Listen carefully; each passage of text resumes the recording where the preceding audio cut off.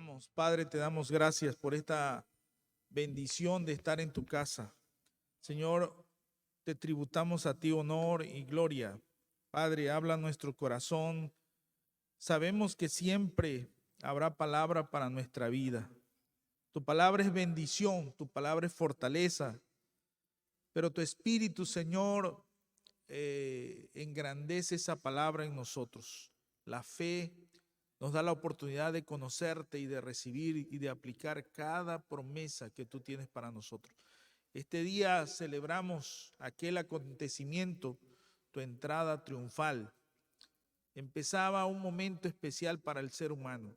Gracias, Señor, por ese amor, por esa dedicación al compromiso de salvarnos, de redimirnos y darnos de tu gracia. A ti te alabamos y te glorificamos. En el nombre de Jesús, amén.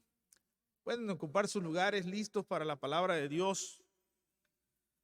Vamos a la escritura, al libro de Lucas, capítulo 19. En su verso 35 y 36, celebramos este acontecimiento, la entrada triunfal.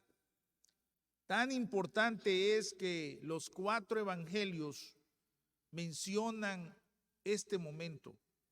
Ninguno de ellos se quiere perder este principio de las últimas horas, los últimos momentos del Señor aquí en la tierra. Y dice de la siguiente manera: y lo trajeron a Jesús, y habiendo echado sus mantos sobre el pollino, ¿qué dice ahí? Subieron ¿a quién? A Jesús encima, y a su paso tendían sus mantos por el camino. El pasaje que estamos leyendo es un momento especial, un momento cumbre en la vida del Señor. Muchas personas habían rodeado a Jesús y le habían preguntado cuál era su pensamiento, su forma. La gente lo seguía. Y él nunca, en los 3 años de ministerio y aún en su niñez o en los 30 años donde pasó su niñez, su adolescencia y juventud, nunca había aceptado que él era el rey. En ningún momento él dijo, sí, mire, yo soy el rey y mire, aquí llegó el rey. Siempre el Señor se mostró humilde y cumpliendo la obra y la gracia que Dios le había dado. Pero en este momento, el Señor públicamente se abre y dice, sí, soy el rey. La gente estaba lista, la gente estaba preparada, porque la Pascua estaba a punto de ser celebrada. Ya la ciudad de Jerusalén se estaba llenando, venían de todas partes del país, de la nación y del extranjero a celebrar esa fiesta especial. Hace unos momentos o ahora que nos rodea, viene la feria de Villahermosa, ¿verdad? La feria que celebramos en el estado y todo el mundo empieza, oiga, ya empezó la preferia, dice. ¿Y cómo sabes que empezó la preferia? Porque ya, dice, ya presentaron a las embajadoras, a los medios, y después vienen los carros alegóricos, y después viene la imposición. O sea, la gente ya está en la algarabía. La presentación de Jesús era la antesala para lo que venía. Y esto no era cualquier cosa, era un cumplimiento profético. Zacarías, 550 años antes de Cristo, había dado la palabra. Zacarías 9:9 dice que el Señor iba a entrar en Jerusalén, en aquella ciudad, pero ¿cómo iba a entrar? Lo declara, que iba a entrar montado en un pollino, hijo de asna. Las cualidades que Zacarías presenta de Jesús era: tu rey vendrá, justo, salvador y humilde. 3 características espirituales y verdaderas del Señor: justo, salvador y humilde. La entrada de Jesús es de una perspectiva diferente a cualquier naturaleza de las personas. Cuando preparamos una entrada, todos quieren que sea impactante, ¿verdad? Que sea atrayente. Los conquistadores entraban en caballo. Eso significaba su poder, su señorío y su dominio. Pero Jesús aquel día estaba entrando en un burrito, ¿verdad? Eso significaba su realeza. Los reyes en Israel, para mostrar su grandeza, entraban en aquel animal. Y eso significaba la imposición o el nombramiento de Dios en ellos, en la jerarquía de ocupar un lugar especial. Pero la profecía va más allá. El Señor iba a entrar en un burrito, en algo que nunca nadie lo había utilizado. Oiga, los que hemos tenido caballos, bueno, aquí hay más caballos, ¿verdad? En la tierra de mi papá, en Tamaulipas, ahí sí están los burros. Y por algo le dicen los burros, ¿verdad? Porque a veces son tercos y son tremendos los burritos. Hay que entrenarlos muy bien, aunque vi que tienen una gran inteligencia, nada de burro tienen, ¿verdad? Porque dice, a veces lo usamos esa connotación de que alguien que no entiende, pero los burros como animales son muy inteligentes, tienen una capacidad muy especial, aún dicen mejor que los caballos. Pero bueno, no vamos a hablar de los animales, sino estaba haciendo una referencia, porque en la tierra de mi papá pudimos ver y cabalgar los burros, y son diferentes. Entonces, pero vea, Jesús entra en un animal donde nadie lo había utilizado, o sea, nadie lo había amansado, nadie lo había entrenado, nadie lo había preparado y decir, mira, un día tú vas a llevar a Jesús, un día, así que pórtate bien. A veces nosotros, ¿verdad? Cuando venimos al templo le decimos a nuestros hijos, vamos al templo. ¿Y qué le decimos?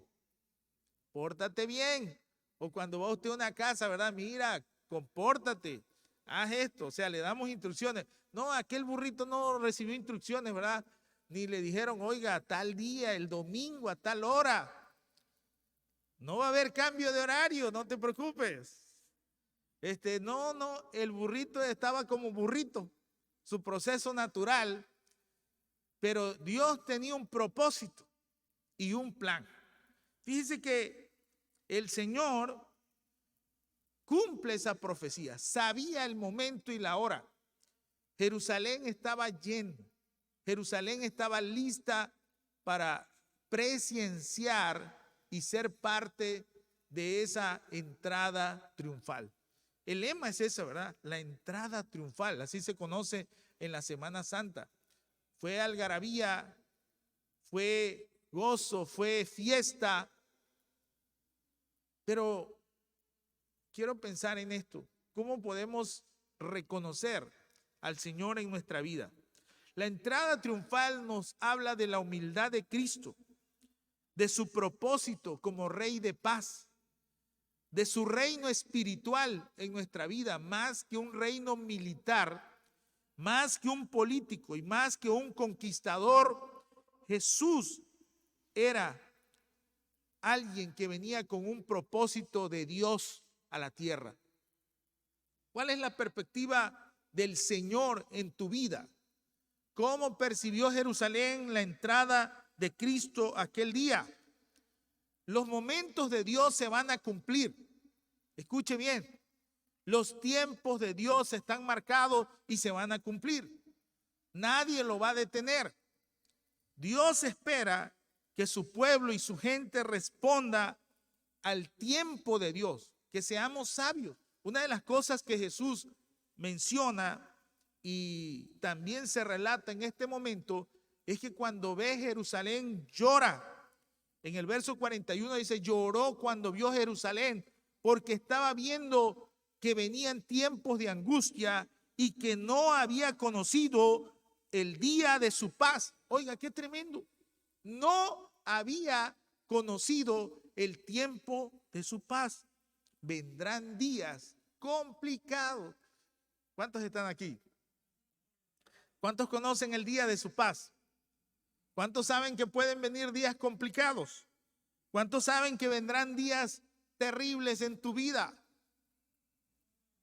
¿Usted está listo para enfrentar aquello? Tenemos que cambiar la historia a través del acercarse a Dios, del escuchar a Dios, del caminar con Dios. Eso cambiaría nuestra perspectiva y la fuerza en nuestro corazón cuando enfrentamos las circunstancias. La oportunidad había sido dada. Por primera vez el Señor está declarándose: soy rey. En los otros evangelios lo mencionan: tu rey viene. Oiga, no cualquier cosa, tu rey, el hijo de David. Menciona en el libro de Lucas, es el hijo de David. Y cuando la gente mencionaba eso, es que tenía el derecho al trono de Israel. No a cualquiera se lo dijeron.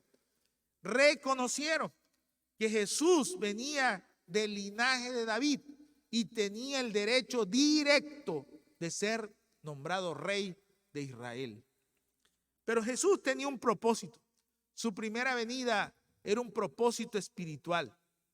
Su segunda venida será un propósito de rey. Su segunda venida será un propósito glorioso, sublime y poderoso. Pero en este momento el Señor está ahí. Da ciertas circunstancias que preparan al Señor. Camina de Jericó a Jerusalén. Se mueve directo para ir a aquella ciudad santa. Está listo con sus discípulos. Pasa por 2 aldeas donde da instrucciones breves a sus discípulos. Y de allí se enfila al Monte de los Olivos, que está enfrente de Jerusalén. Pero ahí comisiona a 2 discípulos. La historia se mueve. ¿Cómo el Señor es reconocido en este momento? Hay 3 ambientes interesantes en la vida de Cristo. Si nos salimos de los propósitos de Dios, de los planes de Dios, si nos salimos del plan perfecto de Dios, hay 3 entidades que vemos manifestadas aquí. La primera entidad es la multitud. ¿Había gente o no? Iba a haber gente de todas clases, de todas las naciones, de todos los contextos sociales. Allí iba a entrar Jerusalén. La segunda condición que había eran los discípulos de Jesús. Pero la tercera condición que estaba ahí eran los fariseos, eran los religiosos, los estudiosos y los que sabían perfectamente todas las cosas de la religión judía. ¿Cuál fue la expresión de estos 3 grupos al reconocer la entrada del Señor Jesús?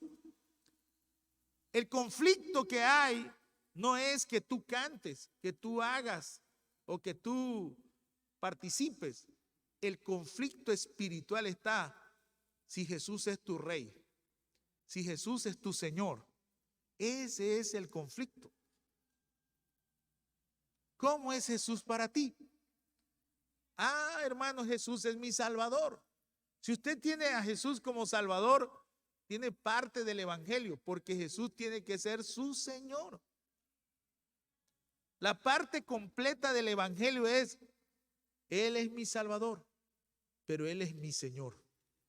Entonces yo tengo una concepción completa de lo que Dios es para mí, de lo que Jesús es para mí.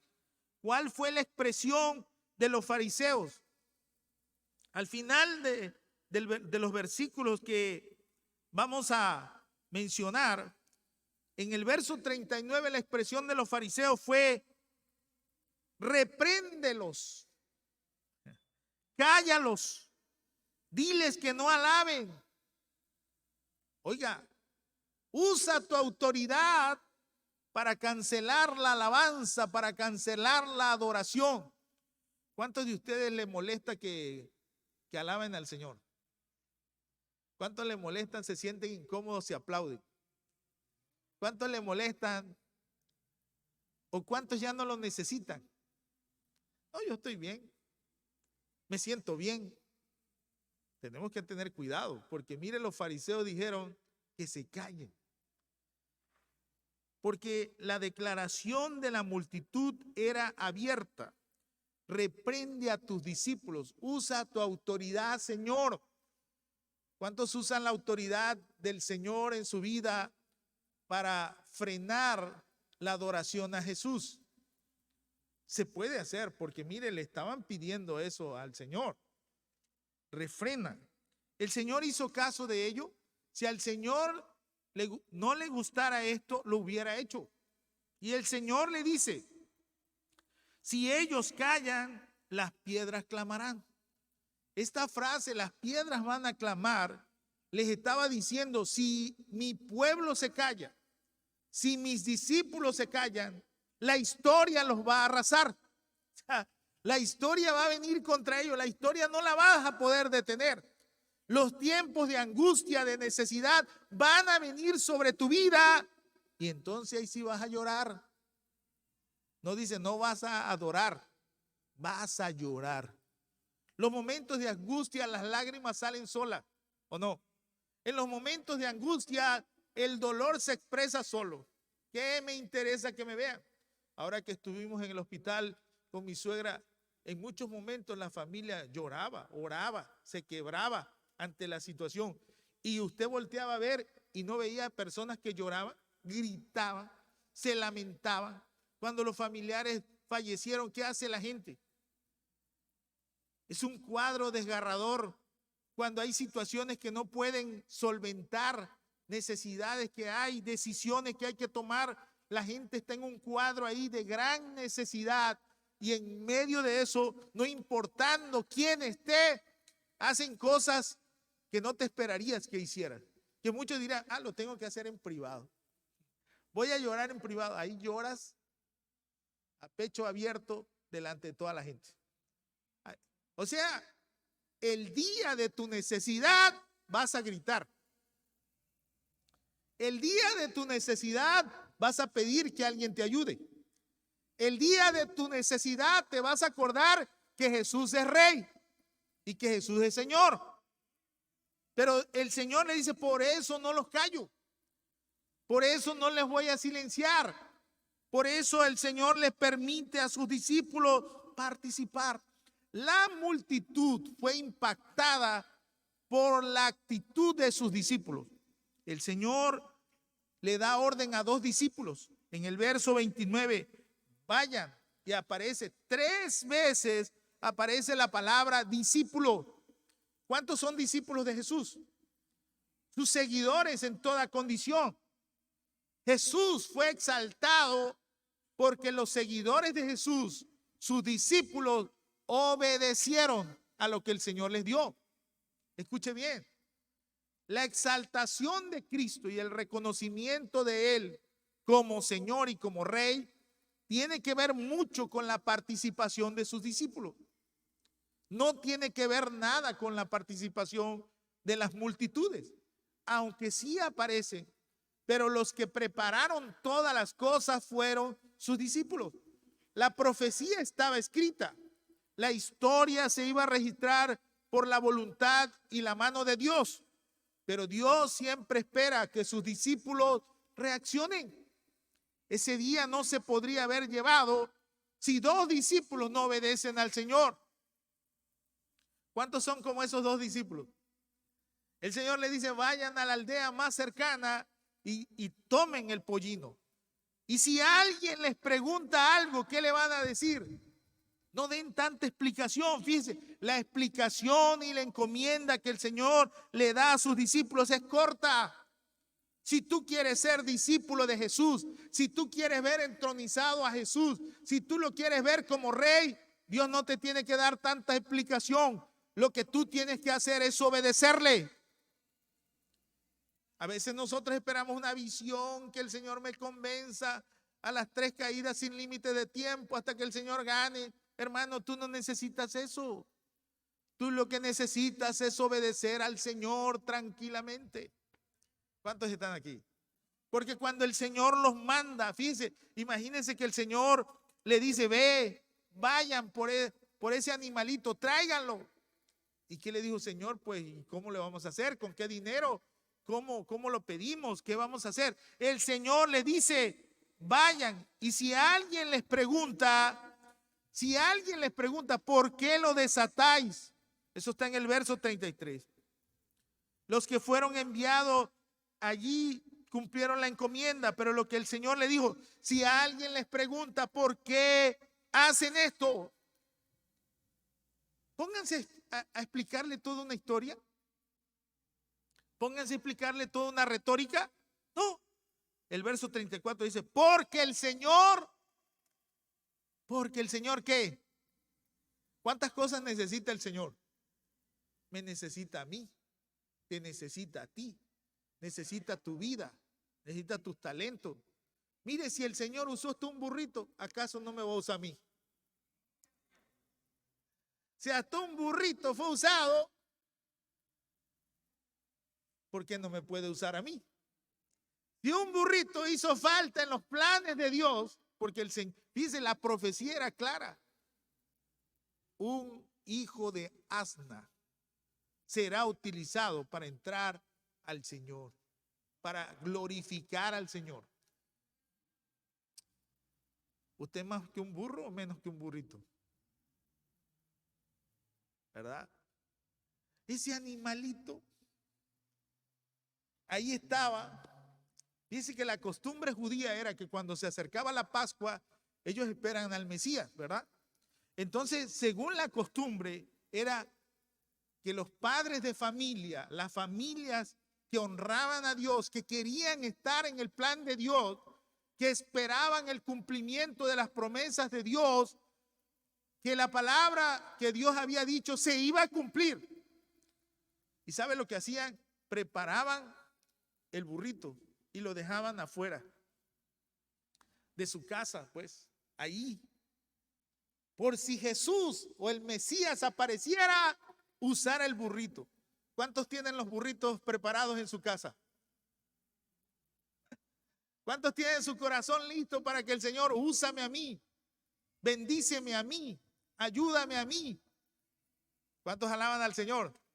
Las familias que sabían la palabra profética preparaban los animales cuando venía la Pascua. El Mesías viene. El Mesías va a venir un día y va a necesitar un burrito. Que use el burrito de la familia Rodríguez. Que use el burrito de la familia, ¿cuál? Mota, Fuentes. Mire, nada más, nadie alzó la mano. Era para que yo estuviera, que use mi burrito también. ¿Cuántos alaban al Señor? Es lo que le digo todo. Que use el del otro. No, si usted quiere la bendición, úsame a mí, Señor. ¿Cuántos alaban al Señor? Y estacionaban el burrito y lo dejaban listo, bañadito, limpiecito. No estaba cochambroso. Hasta su pedicure y su paticure le hacían. Con peinado, ¿verdad? Oloroso. Lo dejaban ahí. Porque el Mesías viene y va a tomar. Y se tiene que cumplir esta palabra. La palabra de Dios tiene que ver mucho con sus discípulos. ¿Cuántos están prestos para eso? ¿Usted está listo para engrandecer al Señor? Y le dice, lo único, por eso es esta palabra. Lo que le van a decir es, el Señor lo necesita. Y cuando el Señor lo necesita, llévatelo. Y no solamente llévate al burrito, llévate a la mamá, dice, a la asna. Dice que, ¿sabe por qué? Porque la profecía iba a estar cumplida completa. Ellos entendieron que no hay medias profecías. Si usted cumple media profecía, es medio cristiano, medio exitoso y medio fracasado. La mediocridad está en usted. Las profecías de Dios se tienen que cumplir todas. ¿Cuántos alaban al Señor? Y ellos sabían, va a ir montado en el pollino, pero también va a ir acompañado por el asna. Entonces soltaron el asna. O sea que al 2 por 1. ¿Cuántos dan doble bendición? ¿Cuántos están listos a que si el Señor va a ser engrandecido, usted no solamente suelte el pollino, suelte la asna también? No, ya con eso, ¿verdad? Ya que se lleve el pollino, ya que el Señor esté satisfecho. Pero si queremos ver a Jesús como rey, como lo que Él es, tenemos que estar listos a dar doble bendición. Soltaron el asna y cuando regresaron, en 2 momentos aparece el Señor lo necesita. Porque cuando los discípulos fueron confrontados. Dios, el Señor le había dado la orden, pero cuando ellos fueron, ellos replicaron lo que Jesús le dijo. El Señor lo necesita. ¿Qué palabra tienes tú para tu familia? ¿Qué palabra tienes para tu hogar, para tus hijos? ¿Cómo despiertas la fe en ellos? ¿Le has dicho que Dios tiene un plan perfecto para ellos? Y no hay que decirle mucho, el Señor te necesita. Y sabes, aquí hay también un lugar para que el Señor sea glorificado. ¿Cuántos alaban al Señor? ¿Cuántos dicen amén? Mire, para el mundo se le da las cosas, pero para Dios se le debe dar todo. Y esa es una filosofía que debemos de enseñar a nuestros hijos, a nuestra familia. Si queremos que Jesús sea glorificado, se necesita tener esa filosofía de vida. A nuestros hijos le damos lo mejor, nos esforzamos, supérate, pero ¿cuánto ellos han apreciado la obra de Dios? ¿Cuánto ellos están comprometidos con la obra de Dios? ¿Cuánto nosotros hemos impactado en sus vidas para que sean parte del propósito de Dios? Suelta el pollino, pero suelta también el asna. Y no solamente se quedó la historia ahí. Fíjense que cuando traen el pollino, ¿qué hacen sus discípulos? Los discípulos lo trajeron a Jesús. Y ahí el verso que leímos, se quitaron sus mantos y colocaron a Jesús encima. O sea, los discípulos dieron una gran lección como seguidores de Jesús. El manto para un israelita era algo especial. El manto significaba cubrirse del clima, pero también tanto en el día del sol abrasador como de la noche el frío que visitaba Judea. O sea que donde ellos quedaran, el manto significaba mucho para ellos. Y ellos se lo quitaron y lo colocaron. ¿Cuántos de ustedes entregarían el iPhone? El otro día me preguntó alguien, oiga pastor, ¿ya sabe usted el iPhone que viene? No sé qué número van ya, no sé si el 16 S o no sé qué cosa. Estoy orando para que el Señor me dé el iPhone 16. Bueno, pero usted lo entregaría si Cristo le dice, entrégalo. ¿Cuántos alaban a Cristo? Pues este cacahuatito que ya no sirve, ¿verdad? No funciona, se lo doy al Señor. ¿Cuántos alaban a Cristo? Como ya esto no lo voy a usar, pues hay que lo use la iglesia. ¿Cuántos alaban al Señor? Dice, ellos se entregaron, los discípulos de Jesús. Si queremos ver a Cristo entrando triunfalmente, los discípulos debemos de ser desafiantes. ¿Qué le damos al Señor? Ellos se quitaron sus mantos. Sus 12 discípulos honraron a Jesús. Y dice, colocaron a Jesús ¿en dónde? Encima. O sea, lo ayudaron a subir. Si usted quiere que el reino de Dios sea establecido en su casa, en su hogar, en su familia, en la ciudad, en este lugar, usted tiene que ser un colaborador con otros. Usted no va a poder solo. Usted tiene que trabajar en equipo para que el reino de Dios sea establecido. ¿Cuántos alaban al Señor? Hay muchas personas que me dicen, no, mis hijos saben, mi hogar sabe, pero no logro colocar el reino de Dios. Porque usted no es solo. Usted necesita la colaboración para que el reino de Dios sea instalado. Ese es un privilegio del evangelio. ¿Usted lo sabe? ¿Cuántos alaban al Señor? Es un privilegio del reino que el reino de los cielos se ha establecido. Ese fue el mensaje de Jesús. Ese fue el mensaje de los discípulos y ese es el mensaje de los creyentes. El reino de Dios se establecerá en la tierra. Algunos esperan el reino milenial, pero esa es otra cosa. Jesús predicó el reino de los cielos. ¿Qué dice? ¿Se ha alejado o se ha acercado? Se ha acercado. El reino de los cielos tiene la bendición de estar aquí. Y vean esto. Y a su paso tendían sus mantos por el camino. O sea, le prepararon al Señor un camino maravilloso. Sus mantos le significaban todo en ese momento. Pero ellos prepararon el camino para que el Señor pasara por ahí.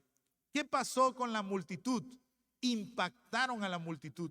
La multitud cambió su visión y en aquel momento la multitud, mira el verso 37 dice, la multitud de los discípulos gozándose. Oiga, cuando nosotros hemos reconocido con nuestras acciones quién es Jesús, el gozo llega a nuestra vida. El gozo llega a nuestra vida. La alabanza toca nuestro corazón. No podemos estar callados porque dice la Biblia que todos se gozaban. El verso 37, alababan a Dios y lo hacían en silencio. A grandes voces. ¿Cuántos alaban al Señor? A grandes voces clamaban las maravillas que habían visto. Si usted es un discípulo de Jesús, ¿ha visto maravillas? ¿Ha visto milagros? ¿Ha visto la misericordia de Dios mostrada en usted? Pues grítele y alábele al Señor. ¿Cuántos alaban al Señor? Eso nunca se va a opacar en nuestra vida. Cómo el Señor te da años de vida, cómo el Señor te rescata, cómo el Señor te sana, cómo el Señor te liberta, cómo el Señor te bendice, cómo el Señor añade. Amén. Usted puede alabar al Señor, gloria a Dios. Usted puede bendecir al Señor. Por eso dice la Biblia que todos gritaron, el verso 38, bendito el Rey que viene en el nombre del Señor, paz en el cielo y gloria en las alturas. O sea, lo espiritual y lo divino, el reino de Dios ha descendido a tu vida. Hoy tenemos la posibilidad de ser perdonados, de ser libres del pecado, de ser libres de las maldiciones y de tener vida eterna. Tres condiciones poderosísimas que nadie te las puede dar. Solo el reino de Dios te las puede dar. Eres perdonado, eres bendecido y tienes vida eterna. ¿Cuántos tienen esas tres condiciones? Esas tres regalos de Dios: perdón, bendición y vida eterna. Su propósito entonces no es solamente aquí. Su propósito tiene visión eterna. Ellos por eso alababan al Señor y glorificaban a Dios en el camino. Vaya por el camino, entronice a Cristo. Cuando le vean, oiga, ¿qué pasa con usted? El Señor es mi Rey. El Señor es mi Señor. El Señor es el propósito de mi vida. Dios nunca me ha fallado. Nunca me ha faltado nada. Dios me ha provisto, me ha sustentado. Ha estado conmigo en todo momento. ¿Cuántos alaban al Señor? Me ha dado vida cuando no tenía yo posibilidades. Recordaba el testimonio de mi cuñado, lo oí testificar. Y se recuerdo en un momento difícil cuando yo me accidenté, le estaba diciendo a unas personas, mi madre, cuando estaba yo ahí en el hospital grave, llegó el doctor y le dijo, un especialista de los reconocidos en Villahermosa, le dijo, señora, su hijo tiene 99% de muerto y el 1% de posibilidades. Y le dice mi suegra, con la fe y la confianza, le dice, yo creo que a Dios le basta ese 1%. Haga lo que tenga que hacer, porque mi Dios es un Dios de milagros y de poder. Y si se lo va a llevar, que se lo lleve.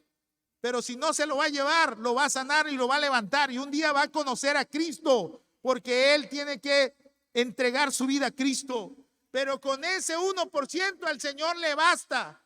Y haga lo que tenga que hacer. Y aquí estoy para la gloria de Dios. Salvo, transformado, bendecido. Y a Dios sea toda la gloria que me libró de la muerte. Amén. Usted no necesita tanto. Usted tiene un Dios de todas las posibilidades, de todas las cosas. No se mantenga triste en el camino. Ay, no tengo. Ay, Señor, mire esta carterita vacía. No. Tú lo tienes todo, Padre mío. Tú me suplirás. Yo caminaré y tú me darás aliento. Tú me darás la fuerza. Mi físico quizás no resiste, pero viene de ti toda esperanza y toda gracia. Usted tiene que caminar así, adorando en el camino. Esos son los mantos. Hoy usted puede entronizar a Cristo. Viva una Semana Santa gloriosa. Haga un compromiso. Háblele a otros del Señor. Oye, ¿tú sabes qué significa la Semana Santa? Playita, dice. Hermano, la sangre de Cristo. Alberquita, dice. Playa, sol, dice. Es Cristo el Señor. El propósito es el Señor. ¿Cuántos alaban al Señor? Oramos al Señor. Padre, te damos gracias por tu palabra en nuestros corazones. Padre mío, gracias Señor, porque tú eres un rey y has venido a la tierra a salvarnos. Señor, nosotros tus hijos te adoramos. Gracias por ese momento de salvación. Gracias por ese momento de perdón.